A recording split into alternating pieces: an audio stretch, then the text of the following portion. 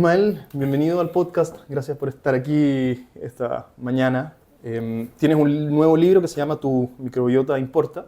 Sí. Empecemos por el título, po. ¿Qué es la microbiota y por qué importa? Eh, Esto es para público general, lo que sea. Público general, sí. Sí. La microbiota es este grupo de microorganismos que coexisten con nosotros en nuestro cuerpo. ¿Sí? Y dicho muy sencillo, es como los bichitos buenos que tienes en tu cuerpo. ¿Sí? Eh, Importa porque cumplen un sinfín de funciones que son beneficiosas para nuestra propia fisiología y nuestro propio funcionamiento. Entonces, históricamente, estos bichitos buenos y los microorganismos en general se han estigmatizado de forma más negativa, lo que es normal y entendible, producto de las pandemias, las enfermedades, los virus, ¿vale?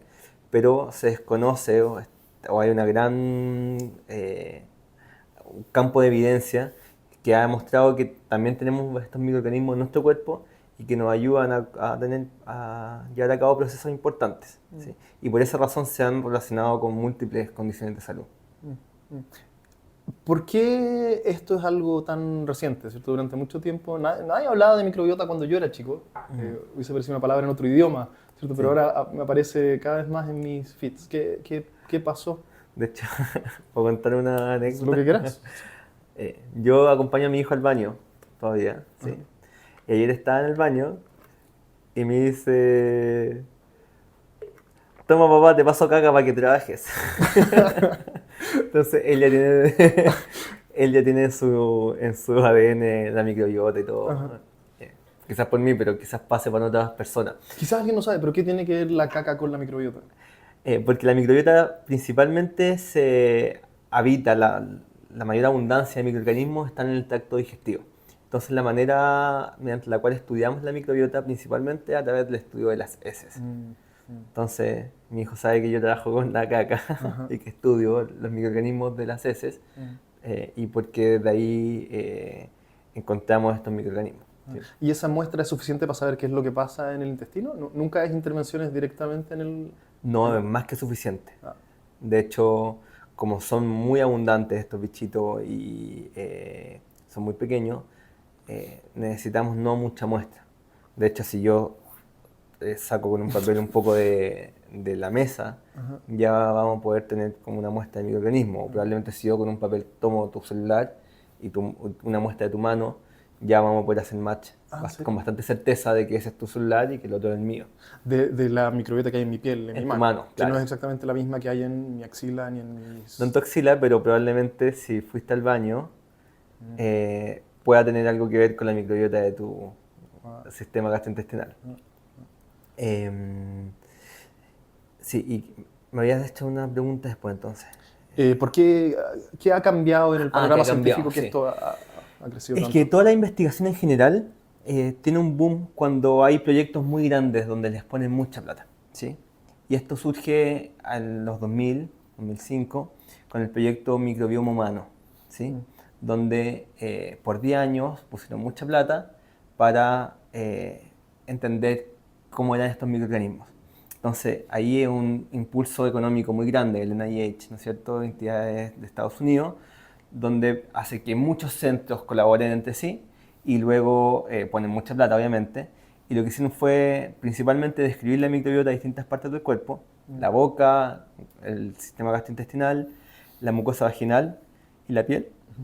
Y luego, en el contexto de un par de enfermedades particulares, resistencia a la insulina de diabetes tipo 2, parto prematuro y fertilidad, si no me equivoco. ¿Sí? Entonces, lo que pasa es que tú aumentas, como este campo, toda esta investigación, pone mucha plata y empiezan a salir muchos papers, ¿sí? Entonces eso hace que en el mundo ya este sea un tema relevante. Entonces luego sale el proyecto microbioma europeo, coreano, australiano, y eso le da como el puntapié inicial. Y imagino que con otros temas pasa algo similar. Cuando una entidad de salud o científica se pone de acuerdo para investigar con mucha fuerza un tema, eso hace que este tema empiece a salir a flote.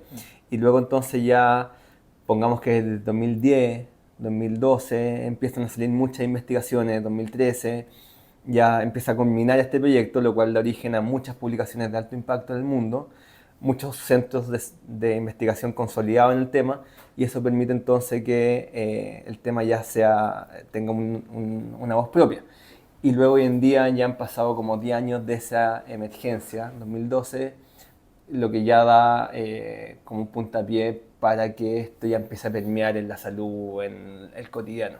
Y es como un flujo que es como relativamente estable en la investigación. Y que no es, me imagino que no es solo plata invertida en una área de investigación, sino que es de la mano con resultados prometedores, ¿cierto? Algo tiene que haber sido encontrado. Exacto, Después de esa sí. inversión. ¿Y qué se ha encontrado? ¿Qué sabemos hoy sobre la microbiota? Empezando desde lo más grueso, sí, para ir de a poco, sí, hilando más lo más grueso es, o como lo más impactante, es primero darnos cuenta de la cantidad de microorganismos que habían realmente, que no teníamos mucha certeza. Habían números extravagantes al principio, pensábamos que habían 10 veces más microorganismos que células humanas. Luego, con refinamientos de la técnica, la metodología, sabemos que hay por una bacteria o por un microorganismo una célula humana, básicamente 1 a 1. Luego se refinan muchas técnicas. Este tipo de proyectos grandes permiten que aprendamos a mirar estas cosas con otro ojo, ¿no es cierto? Desarrollar la estrategia metodológica. Y luego otra cosa importante es la cantidad de información que estaba contenida en el microorganismo. Sabemos que hay como 3,5 millones de genes, lo cual es como 100 veces más de los genes humanos que tenemos. Entonces, lo que está diciendo es la evidencia, esta primera set de evidencia, es que el 99% de la información que reside en tu cuerpo no proviene de tus células humanas, sino que proviene de las células bacterianas. De la información genética. Exacto, en humano. Que te permite luego llevar a cabo procesos básicos, ¿vale? Y eso es importante porque justamente ese 99% es un 99% que es modificable. Entonces, si eso lo juntamos con toda la emergencia de la epigenética, lo que te está diciendo esta información es que lo que haces importa y tus hábitos son fundamentales para el desarrollo de la salud, la enfermedad, incluso de tu conducta. ¿Sí? ¿Qué es la epigenética? La epigenética es un campo de la investigación que viene como a añadir algo a la genética. ¿Sí? La genética es el estudio de nuestros genes. Y hubo también, antes que el proyecto Microbioma Humano, hubo un proyecto que se llamaba Proyecto Genoma Humano, que básicamente descifran un código. Es como cada uno de nosotros tiene un libro de recetas con recetas para formar un plato, ¿no es cierto? En nuestro cuerpo ese libro de recetas es todos nuestros genes. Cada uno de nuestros genes da origen a una proteína, que son las que cumplen las funciones de nuestro cuerpo, ¿vale? Lo que era interesante es que antes se pensaba que tú por tener una proteína o por tener un gen particular estás de cierta forma determinado a un cierto desenlace. Pero hoy en día sabemos que esos genes pueden prenderse o no. Y eso es la epigenética, el estudio de cómo se prenden los genes. Tú puedes tener un gen que te haga más predispuesto a una condición de salud, como, no sé, depresión, por ejemplo, o un síndrome metabólico, pero ese gen podría estar latente en tu cuerpo toda la vida y nunca prenderse. Y eso es porque tenemos un set de herramientas en el cuerpo, a nivel celular, que permiten que se prendan o se apaguen los genes. Y eso es la epigenética, sobre los genes. Para que un gen se prenda tiene que pasar cosas, ¿vale? Entonces, lo que es interesante es que, de cierta forma, hace que nuestra vida sea menos determinista. Y por otro lado, le otorga más agencia a las personas, lo cual también es un problema porque muchas veces las personas no realmente tienen toda la agencia del mundo porque son parte de una sociedad donde al final no todos tienen la capacidad de elegir sus propias decisiones. Te toca comer lo que te toca comer y te alcanza, te toca vivir en una comuna con o sin áreas verdes y eso ya es como quizá otro problema biopsicosocial. Por eso es tan importante incorporar estas cosas. Entonces, ¿por qué? No sé si me queda claro por qué que el 99% de la información genética contenida en un organismo humano sea parte de bacterias que viven en nosotros. Sí. ¿Estamos bien hasta ahí? ¿Por qué ese hecho hace que tengamos mayor palanca de poder sobre la epigenética en cómo nuestro cuerpo se manifiesta? Sí. Sí, quizás ahí se mezcló algo, la epigenética es una parte y incorporar los microorganismos es otra parte. Estos dos elementos le otorgan agencia al sistema, le otorgan posibilidades de que nos entendamos de una mirada no determinista. Por un lado, los genes se prenden o apagan según nuestros hábitos. ¿Sí? Claro. La epigenética es sensible al ambiente. Sí. Que un gen se prende depende de lo que comes, si fumas o no, la actividad física, por un lado. Luego, lo relativo a los microorganismos, estos microorganismos van y vienen, ¿cachai? Tú tienes tu set de microorganismos, pero estos microorganismos se modifican según tus hábitos. Entonces, si tú haces A, B o C, va a tener un pool de microorganismos. Si haces D, F y H, va a tener otro pool de microorganismos. Tenemos cada uno una huella digital de microorganismos, pero esos son muy modificables por lo que hacemos, por la dieta fuertemente, por el estrés, por las interacciones que tenemos. Piensa que tú al interactuar conmigo ahora nos estamos pasando un poco de microorganismos, no va a cambiar tu persona, pero sin duda tú con tu pareja, que vives con ella, que duermes en la misma cama, que establecen a veces que quizá en algún momento de sus vidas se dieron besos y interactuando de otra forma, sí se están compartiendo microorganismos, tienen la misma dieta, entonces probablemente la microbiota tuya con la de tu esposa va a ser más parecida a la tuya con cualquier otra mujer. Y hoy sabemos que, entonces con muestras fecales sabemos que distintas especies de bacterias deberían significar distintas conductas, estados de ánimo, niveles de energía. Eso es lo que estamos aprendiendo. Estamos ahora en el paso de ya tener relativamente mapeado el sistema y ahora lo que estamos haciendo es entender cómo un grupo de bacterias se asocia con una enfermedad particular, por ejemplo. Y qué tanto yo puedo predecir una enfermedad a partir de un grupo de bacterias, ¿sí? Por ejemplo, cualquier enfermedad que conozcas. O sea, todas las enfermedades que conoces tienen un factor microbiano. O sea, hace poco se publicó un paper que mostraba que 277 enfermedades han vinculado en algún aspecto con la microbiota. Eso no significa de que la microbiota sea el único elemento que importa. Ya entendemos que estas son cosas integradas, ¿sí? Pero algún elemento al menos podría deberse a la microbiota. Y cualquier condición que tú me digas, y hay muchos ejemplos, y hay otro tipo de evidencia y avances que son interesantes. Por ejemplo, la efectividad de un fármaco podría depender de las bacterias que tú tienes, ¿sí? Porque todas las cosas que uno come pasan por el tracto digestivo, se metabolizan, van al hígado, y eso depende de los microorganismos que uno tiene, ¿sí? El nivel inflamatorio básico de tu cuerpo depende de los microorganismos. Entonces, al final es una pieza del puzzle que no habíamos considerado y que hoy en día nos da evidencia de lo relevante que es. Y pensando en la conducta estamos entendiendo que hay este eje cerebro-intestino que nos podría permitir entender algunos aspectos de la conducta también. Ahora, en el caso de las enfermedades, ¿la causalidad podría ser bidireccional? ¿Sabemos si es que es una causa del otro? O? No, aquí yo nunca me atrevería a decir causa ni una direccionalidad. Los sistemas siempre son bidireccionales, ¿sí? Entonces yo me voy afectando a mí mismo y lo que me afecta a mí afecta al sistema, ¿vale? Eso por un lado. Y luego hay distintas condiciones. Algunas podrían tener un factor microbiano más fuerte, otro un factor más genético, otro netamente ambiental. Y algunas personas, por ejemplo, una depresión que está muy asociada a trastornos gastrointestinales también, tú podrías intuir de que mejorando lo gástrico se podría avanzar o se podría beneficiar de buena manera esa depresión, ¿sí? Y así vamos sumando con otro tipo de ejemplos, ¿sí? Y el rompecabezas es la solución, ¿cierto? Y entonces hay una muestra fecal que tiene un listado de lo que sea que encontremos ahí que habla a una cierta condición anímica, por ejemplo, depresión en este caso, y luego hay algo que sabemos que encaja con esa muestra fecal que lo corrige, hay un probiótico. Eso es lo que estamos intentando entender. Entonces hay 3 pasos. Uno, todo este perfil microbiano que va asociado con todo una historia clínica de la persona, ¿sí? Entonces ya empezamos a saber, ya, este perfil, estas bacterias, bla, bla, bla, siempre nos damos cuenta que estas 3 están en enfermedad de Crohn. Ya, bueno. ¿Qué hacen estas 3? Ya, estas 3 son fuertes moduladoras del sistema inmune. Ya, entonces empezamos, ya eso nos suma información para entender la enfermedad de Crohn. La enfermedad de Crohn se asocia con estas bacterias y justamente estas bacterias son fuertes reguladoras y moduladoras del sistema inmune. Ahora estas bacterias, ¿cómo viven? ¿No es cierto? Estas bacterias se benefician del tipo de fibra A, B o C. Entonces yo eventualmente podría diseñar un plan personalizado para potenciar estas bacterias y eso eventualmente me podría ayudar a contrarrestar la enfermedad de Crohn. ¿Sí?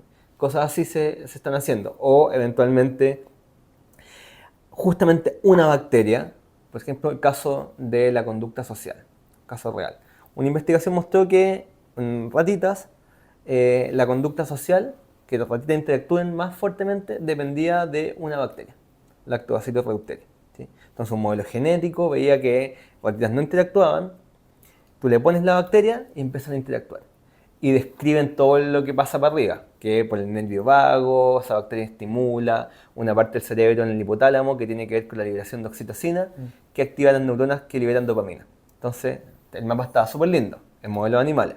Este lactobacillus hace algo con el nervio vago que activa el eje oxitocina-dopamina, entonces uno podría pensar de que esas ratitas tienen como un placer o una recompensa al interactuar y por eso interactúan más. Luego lo que hicieron fue ver esto en modelos humanos y se vio que en niños con autismo suplementar con ese probiótico, Lactobacillus reuteri particularmente, mejoraba la conducta social de esos niños. No hacía otro tipo de conducta, de la conducta repetitiva o otros puntajes o score de diagnóstico de esa neurodivergencia, ¿sí? Pero sí la conducta social. Entonces, en algún caso uno podría o dar el probiótico o dar una dieta personalizada o eventualmente todo un plan de estilos de vida acorde al microbioma. Qué interesante. Pero el mapa está recién empezando a ser dibujado, por lo que te entiendo. Está recién empezando a ser. ¿Y estos son experimentos pequeños o es una conclusión más o menos robusta lo que estás diciendo? Estos son depende del tema. No hay una conclusión completamente robusta, pero ya tenemos algunas herramientas o algunas evidencias para decir, oye, sí, o sea, en obesidad la microbiota importa. ¿Sí? Si alguien te está escuchando ahora y dice, bueno, yo tengo ansiedad social, no sé, puedo estar en el espectro o no, y voy a ir a comprar lactobacillus reuteri. Sí. O sea, ¿está tomando una decisión apresurada? ¿O? Lo que yo siempre recomiendo es que, como todo esto es tan depende de tantos factores, uno no suele tomar decisiones tan apresuradas. Para mí los probióticos o este tipo de intervenciones requieren de la asesoría de un profesional, ¿sí? En general no te van a hacer mal, pero estaría bueno decir como, oye, ¿sabéis que te escuché y quiero tomar esto? ¿Qué producto es bueno? ¿Sí? Y ahí uno eventualmente uno puede buscar, en Chile tampoco hay tantas herramientas, o sea, tanta disponibilidad de probióticos disponibles, pero uno puede ir buscando. Pero sí hay un Lactobacillus reuteri que se llama Mind no sé cuánto, que es el que más asociado más como a cosas mentales, ¿cachai? Y así otros relacionados con otras cosas. Entonces, pero es una mala idea entonces ir y comprarse un probiótico al ojo, ¿cierto? Yo voy a la farmacia y me compro el que tenga más ceros de millones de bacterias en el paquete. Sí. Eso es que es lo que la mayoría hacemos, ¿cierto? Sí. La inmensa mayoría. Eso es una mala idea, ¿sí? Yeah. Porque el probiótico está diseñado con un propósito, ¿sí? Entonces, dependiendo del propósito que uno tiene, podría elegir uno u otro, ¿sí? Entonces, ir a ver a la farmacia el más barato, o el que tenga más ceros, o el que está consumiendo fulanito influencer, sí, es una mala idea porque fulanito influencer puede estarlo consumiendo para algo particular, ¿sí? Hay un grupo de probióticos, ¿sí? Yo definiría los probióticos, los podríamos dividir en dos, que tienen un diseño particular terapéutico real, así como que fue esto, estoy pensándolo para estimular la ansiedad, ¿cachai? Este es un probiótico para la ansiedad, ya, ese es uno. Este de acá no sirve para eso, ¿sí? O un probiótico que es como yo voy a estimular la microbiota, así como en general, sin ni un efecto demostrado en nada, pero sabemos que meterle bacterias muchas podría estimular positivamente. En ese sentido, yo bajo esa premisa prefiero que la persona incorpore fermento en su dieta, más que se gaste su plata en ese tipo de probióticos, ¿vale? Ahora bien, los probióticos no hacen mal, pero en el peor de los casos, o sea, siempre consultar con un profesional, como, oye, ¿cuál es mejor? O ¿cuál es el que ha dado más resultados positivos? la gente que trabaja en estas cosas, los profesionales saben recomendar 1, 2, 3 probióticos de 1, 2, 3 marcas particulares, como tómate ese, ¿cachai? Y lo mismo pasa si uno quiere tomar vitamina D, si uno quiere tomar vitamina C, si uno quiere tomar zinc, si uno quiere tomar fierro. Vaya donde el profesional y dicen, no compré este es el mejor fierro del mercado, la mejor vitamina C. Con los probióticos pasa lo mismo. Entonces, ir a la farmacia a tomar cualquiera sería como ir y decir, como, denme cualquier vitamina C, denme cualquier fierro, denme cualquier magnesio. Entonces la recomendación es antes que ir a comprarse cualquier pastilla, que comer chucrut o... Eso sin duda es la mejor decisión para mí. Y luego si uno cree que necesita uno, ir y... Al final, el probiótico no es un fármaco, pero es un suplemento que cuesta caro y viene empaquetado en una pastilla, entonces en una cápsula. Entonces, obviamente, una persona debiese saber qué cápsula me estoy comprando y cuál me estoy tomando. Entonces, mi recomendación es que consulten primero. Volvamos un poco a los cambios o los posibles cambios que pueden haber cuando uno modifica ¿cierto? La colección de bacterias que puede haber en algún organismo y la conducta. ¿Hay algo más aquí interesante que sepamos, además de esto del autismo que estaba mencionando?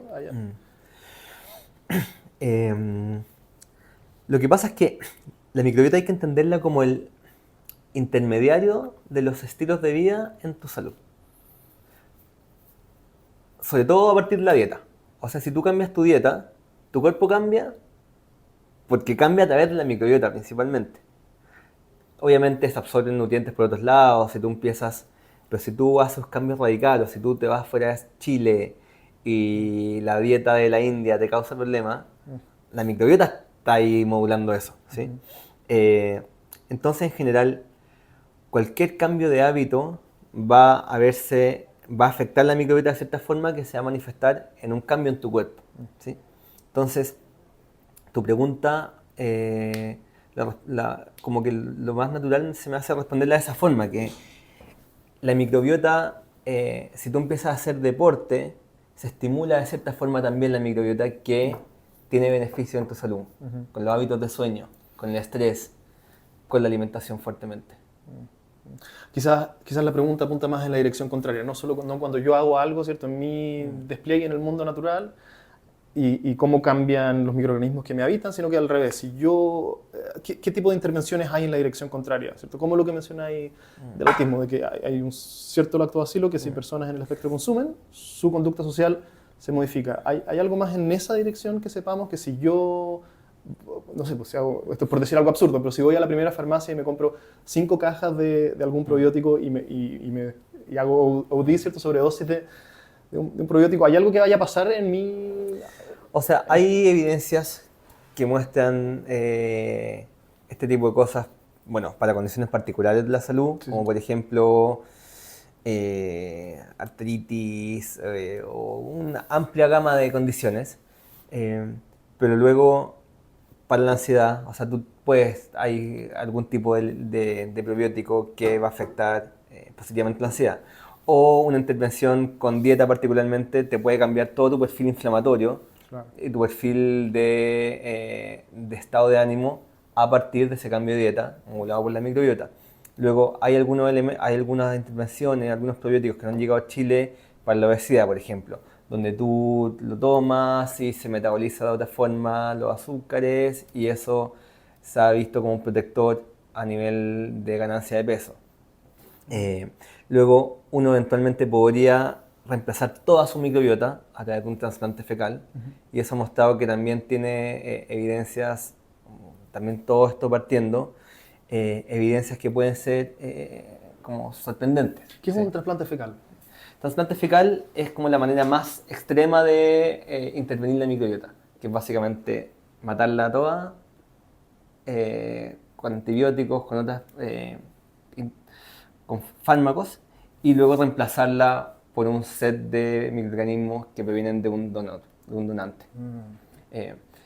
Todo esto es súper regulado y luego entonces tú estarías incorporando microorganismos de ciertas características para ciertas condiciones. Por ejemplo, se ha visto en un montón de condiciones de salud, en el mismo autismo, en alcoholismo, donde eventualmente tú tienes un set de bacterias que hacen que metabolice el alcohol de cierta forma y eso podría intentar como entender o explicar tu conducta. Entonces, han hecho investigaciones que muestran que tiene algunos efectos en obesidad y luego en cosas más concretas microbianas que tienen que ver con eliminar patógenos, ¿sí? O sea, nosotros tenemos patógenos que a veces están muy fijados y que la única manera de eliminarlo es matar así todo a full y reemplazar con una microbiota exógena, ¿sí? ¿Eso se hace? Eso se hace para esas condiciones como asociado a patógeno, sí se hace en Chile, ¿sí? Intervenciones pensadas para otro tipo de condiciones no se hacen de manera regular. Y lo otro que también está ganando fuerza es el envejecimiento. El patrón inflamatorio asociado al envejecimiento se podría restituir con una microbiota joven. Oh, wow. Entonces tú podrías, lo que hablábamos antes, tú podrías guardar tu microbiota joven y luego hacerte un autotransplante cuando seas adulto mayor, intentando como recapitular tu perfil inflamatorio asociado a tu microbiota de cuando eras joven. Y eso se está haciendo. De nuevo quiero volver un poquito atrás. ¿Hay psiquiatras o médicos hoy que trabajen en salud mental que hagan intervenciones microbianas, es la palabra? Poco pero hay, y hay interés. O sea, las mismas personas que probablemente les interesa desde la psiquiatría entender los estilos de vida o la alimentación, entonces también lo hacen desde el microbioma. Entonces, sí te puedes topar hoy en día con psiquiatras que te hacen un cambio de dieta o piensan que quizás tu condición mental no es una condición de emergencia mental, sino que está emergiendo por una regulación de otra parte del cuerpo, ¿sí? Te quiero preguntar varias cosas más, pero esto es solo una inquietud mía. Cuando uno hace un ayuno mediano o largo, ¿qué pasa con las bacterias si uno no les da comida? ¿Qué pasa?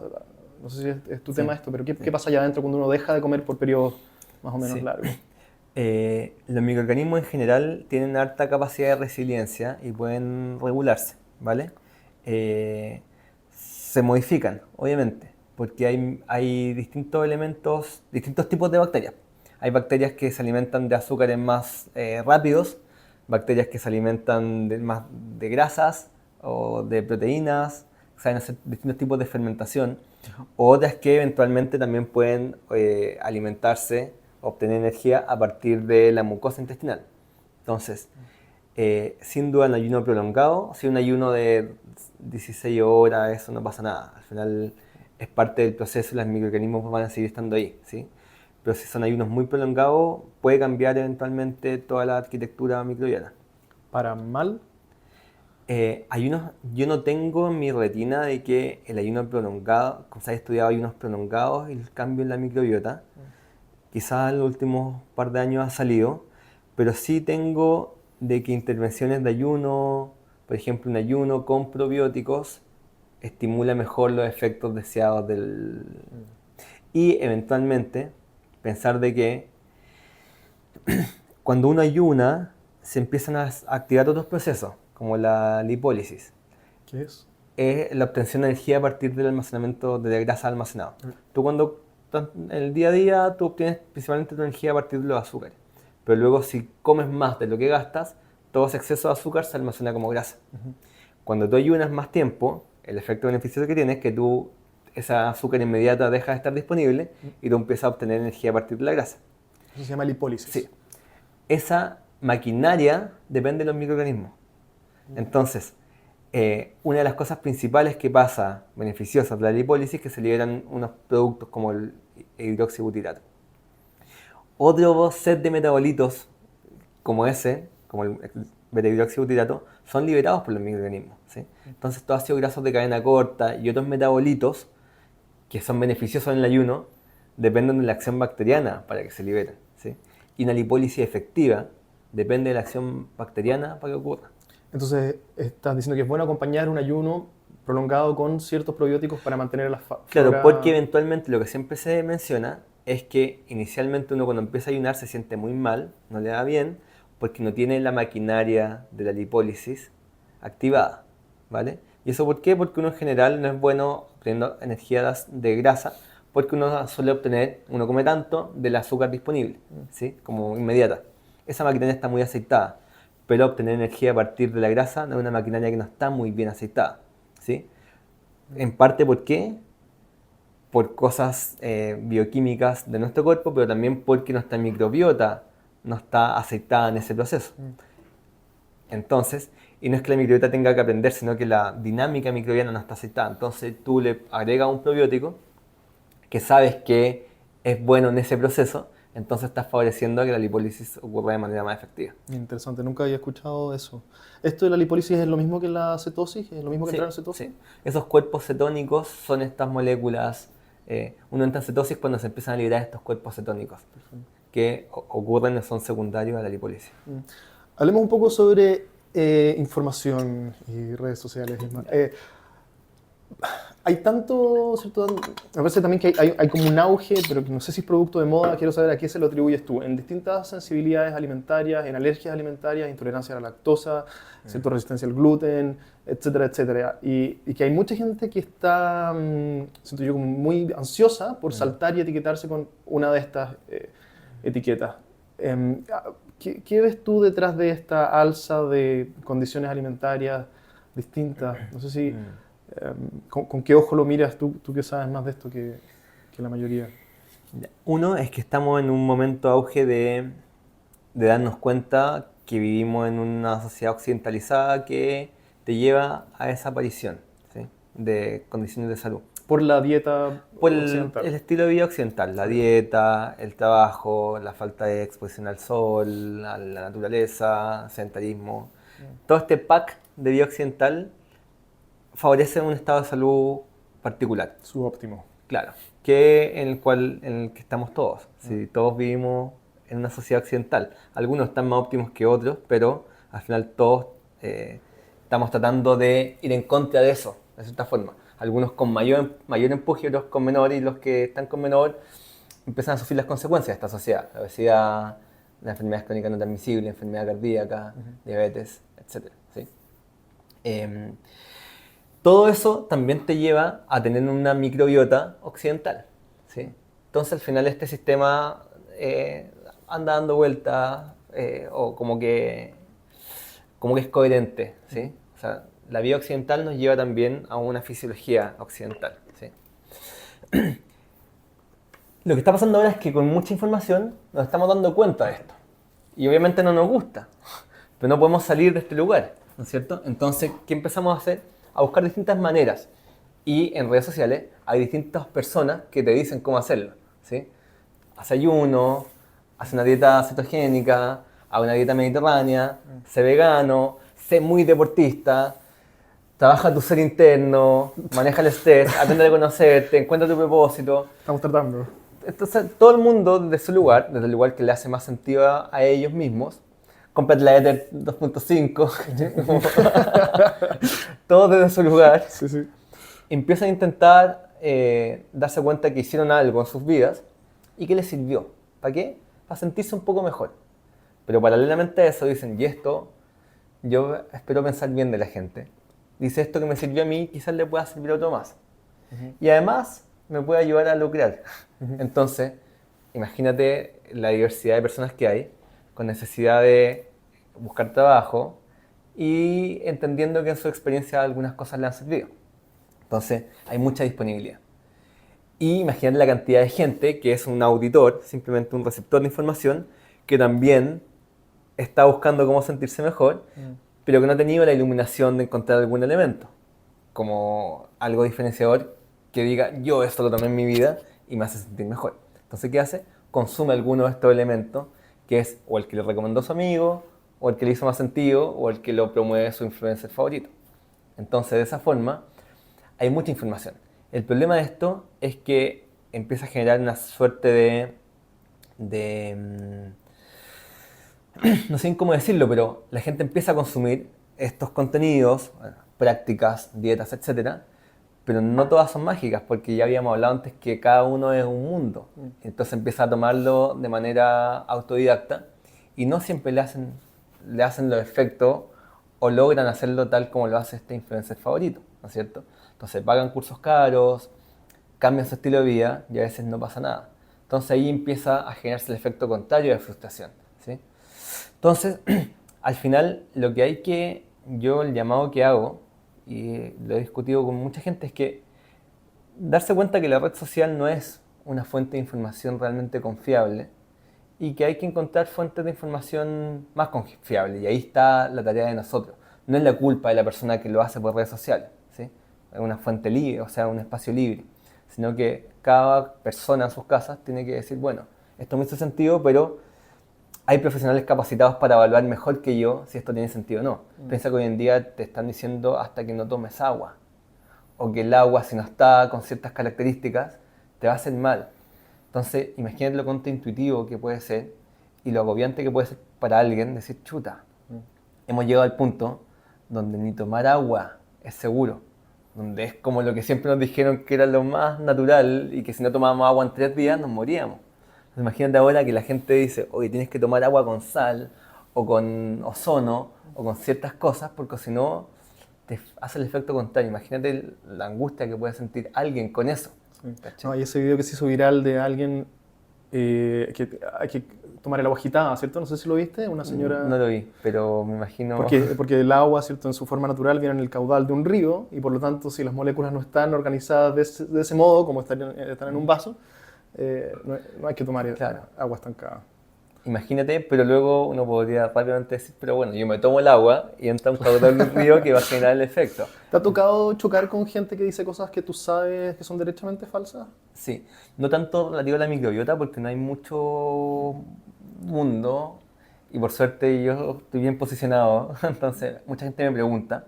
Me ha tocado recibir gente que dice que ha tenido tratamientos que son muy aberrantes por mucho tiempo. Como yo estuve consumiendo enemas de café por meses y en verdad había que hacerlo una sola vez, pero no me dieron buenas indicaciones, cosas de esa índole, o gente que empieza dietas que son dietas terapéuticas.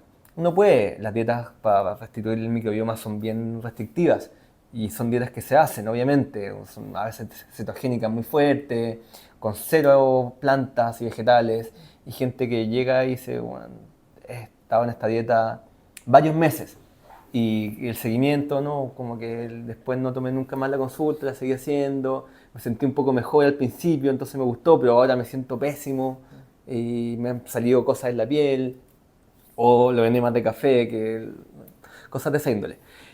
Llegan mucho, ¿sí? Y eso es como una invitación a la responsabilidad de los profesionales también. Porque más encima hoy en día no toda la gente que suministra este tipo de terapias son profesionales de la salud que han pasado por carreras de 8 años, que no sabemos son buenas o malas.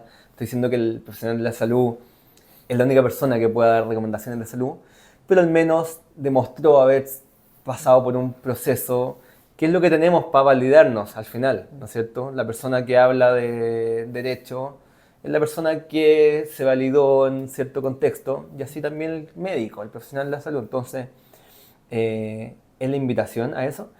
Y luego con la neurociencia pasa mucho. Como yo soy neurocientífico de base, con eso que hay un montón de información aberrante. Yo con mi grupo de colegas neurocientíficos tratamos de funar a veces a gente, pero no nos va muy bien.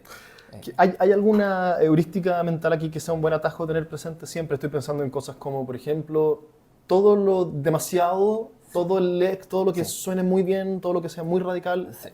Probablemente, ¿cierto? Debería levantar mis cejas en sospecha. O sea, mi heurística es que cualquier solución Sí. es falsa. Esto no tiene solución. No tiene una solución global.